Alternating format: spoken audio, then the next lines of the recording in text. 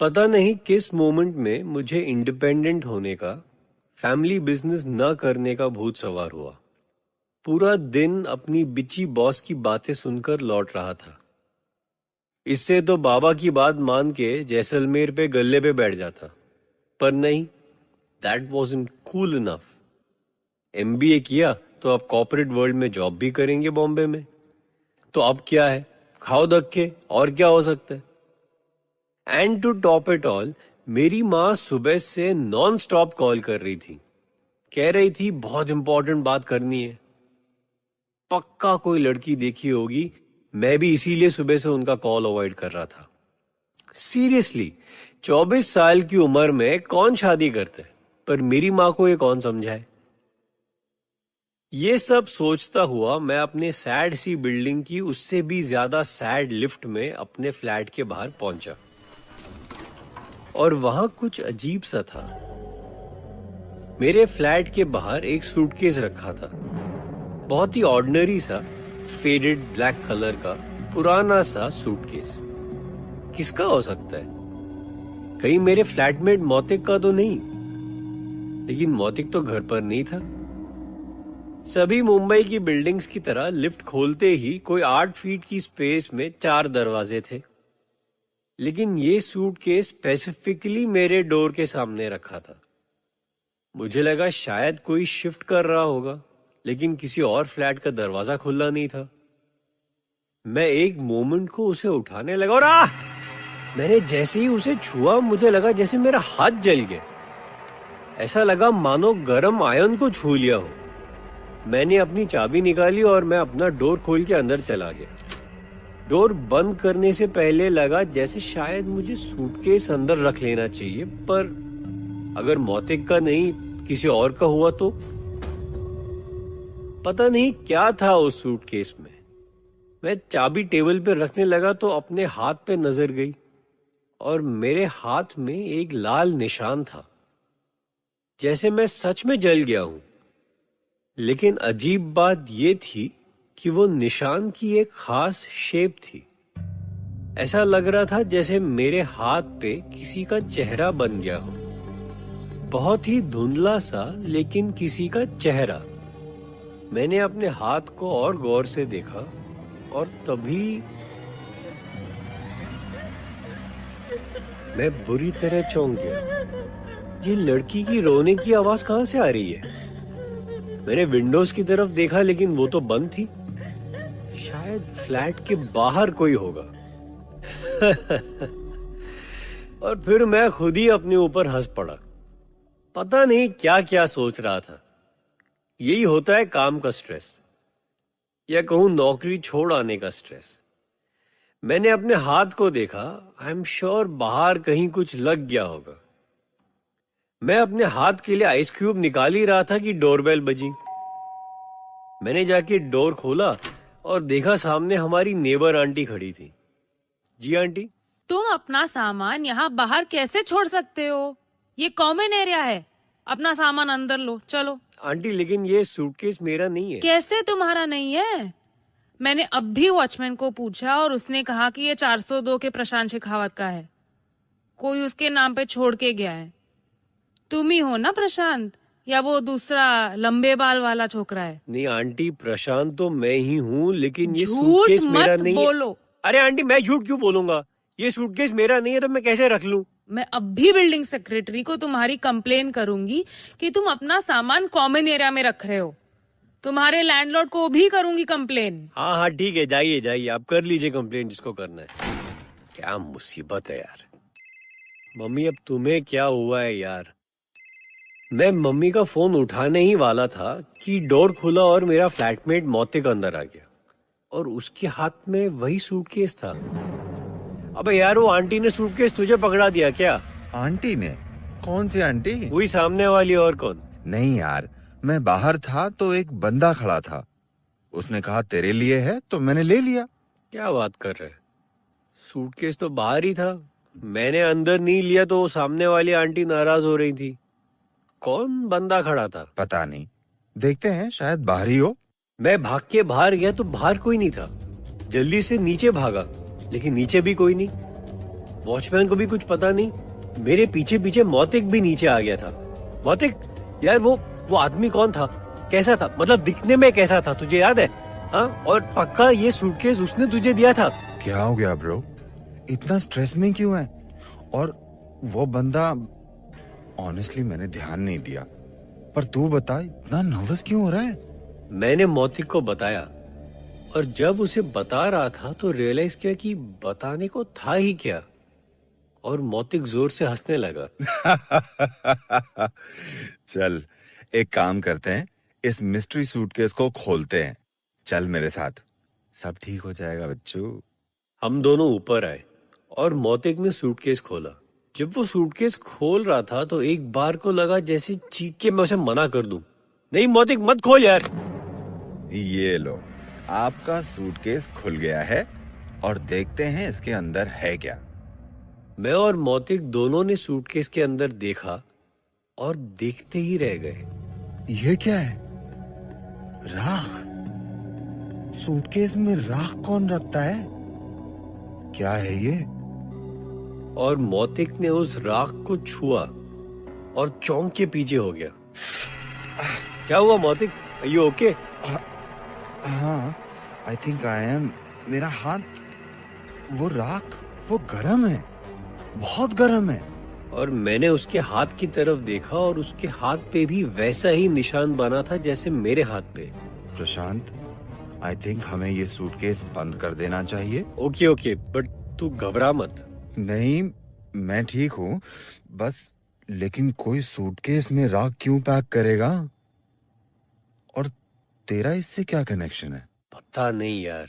और तभी एकदम से मौतिक चौंक उठा। मौतिक, क्या हुआ? तुझे किसी लड़की के रोने की आवाज आई क्या? नहीं अभी तो नहीं, लेकिन इसके पहले आ रही थी। यार एक बार अपने घर फोन कर ले, पूछ ले सूटकेस के बारे में, वरना अभी इसे खाली करके बाहर फेंक दे। एंड ऑफ स्टोरी, प्लीज यार। मैंने मौतिक को कभी ऐसा देखा नहीं था। वो बहुत नर्वस लग रहा था। वो अपने रूम की तरफ चला गया और फिर मैंने अपने घर फोन किया।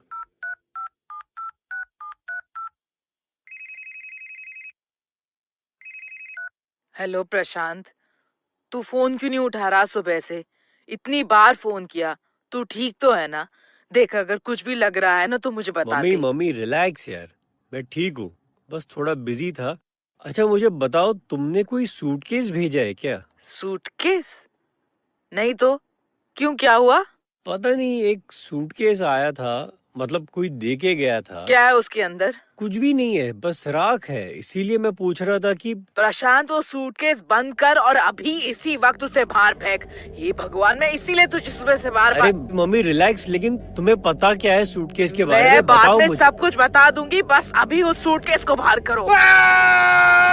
मम्मी मैं फोन करता हूँ अभी। क्या हुआ प्रशांत? हेलो हेलो हेलो प्रशांत। मैं मौतिक के रूम की तरफ भागा और वहाँ जो मैंने देखा वो देखकर एक पल के लिए मैं जैसे जम गया था।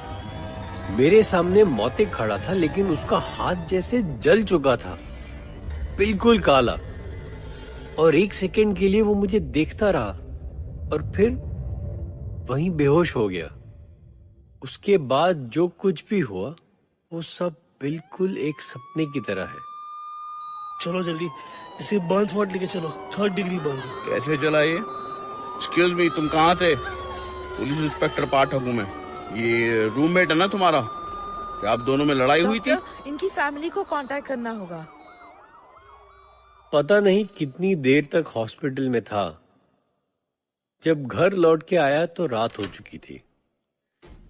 मैंने अपने हाथ की तरफ देखा, जहां पे मैं जला था वो निशान पहले की तरह साफ नहीं था, कुछ हल्का पड़ गया था। पूरे घर में अंधेरा था, लेकिन मुझ में इतनी भी हिम्मत नहीं थी कि मैं उठ के लाइट ऑन कर लूं। मैं उसी अंधेरे में बैठा रहा। दिसंबर में भी घर जून की तरह गर्म था और अचानक वो सिसकियां, ये रोने की आवाज अंधेरे को चीरती हुई मेरे अंदर तक डर की तरह समा गई। अंधेरे में मुझे बस धुंधली सी इमेज दिखाई दे रही थी। ऐसा लगा मानो कोई बहुत पुरानी ब्लैक एंड व्हाइट मूवी देख रहा हूं। एक फांसी का फंदा लटक रहा है। एक लड़की आती है, पलट के मेरी तरफ देखती है। उसका चेहरा पहले तो साफ नहीं दिखा, लेकिन फिर वो चेहरा पहचाना सा लगा। ये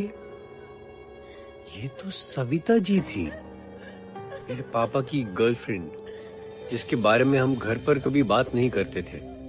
मेरी फैमिली का वो सीक्रेट जिसे कई साल पहले ही फैमिली ने दफन कर दिया था।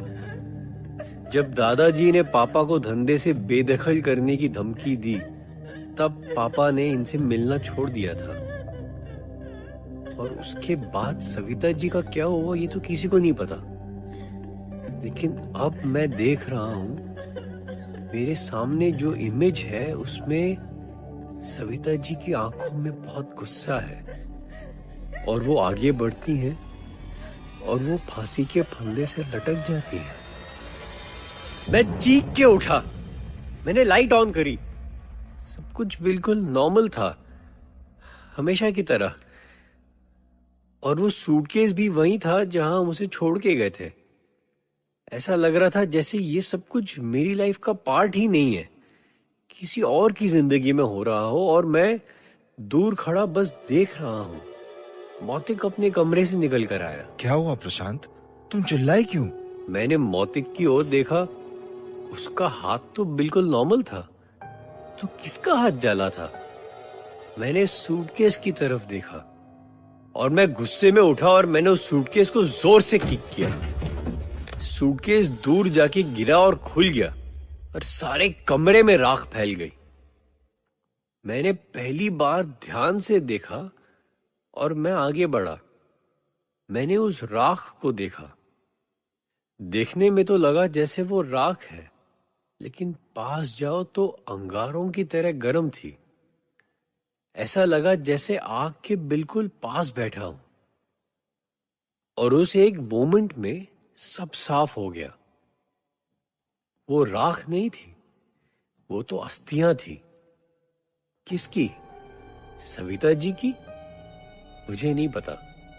शायद मम्मी को पता था, शायद वो मुझे यही बताना चाहती थी। लेकिन अब बहुत देर हो चुकी थी। वो अस्थियां अब इकट्ठा होने लगी अपने आप, और जैसे मिलकर दोबारा एक इंसान का रूप लेने लगी। लेकिन इंसान कैसे हो सकता है? वो अस्थियों का साया अब मेरी ओर बढ़ने लगा। गुस्से में लाल जलते अंगारे मेरी तरफ बढ़ रहे थे और मैं जैसे अपनी ही जगह में जमा खड़ा था, फ्रोजन। ना हिल सकता था, ना चिल्ला सकता था। और उस आखिरी पल में जब सविता जी मेरे बिल्कुल करीब आ गई, मुझे उनकी आंखों में बदले का जुनून दिखा।